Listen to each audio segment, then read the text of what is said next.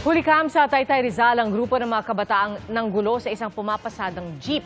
Ang tugon dyan ng mga otoridad, alamin sa pagtutok ni Katrina Son. Sa viral video na ito, kita ang hindi bababa sa 8 kabataang nakapalibot sa nakaitong pampasaherong jeep. May isang pumasok sa loob, may isang inukutan ng jeep habang nakaabang ang iba nilang kasamahan.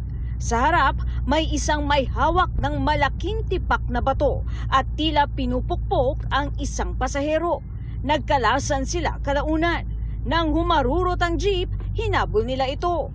Kwento ng uploader, marami raw talagang kabataan ang tumatambay sa lugar kahit 10 oras ng gabi. In-upload ko yun for awareness, patap din yung ating public safety na mabantayan para hindi na maulit. Nangyari ang insidente sa Manila East Road sa Barangay San Juan, Taytay Rizal, pasado alas 10 ng gabi noong January 19. Sabi ng barangay, pawang mga edad 14 at 15 ang mga ito. Nakausap ko po yung isang magulang kahapon kasi po yung tatlo, wala po doon yung mga magulang. Ang sabi po ng isang bata na ang isa daw po yung hinabol nila, kalaban daw po ng tropa nila. Paglilinaw ng barangay, walang pagnanakaw na naganap.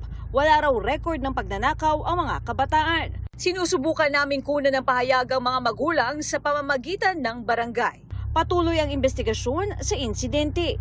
Pinaigting din ng mga otoridad ang pagbabantay sa lugar. Nag-deploy po kami ng police personnel doon sa area as well as yung mobile patrollers po natin. Meron po tayong police doon sa area. Para sa GMA Integrated News, Katrina Son, nakatutok 24 oras.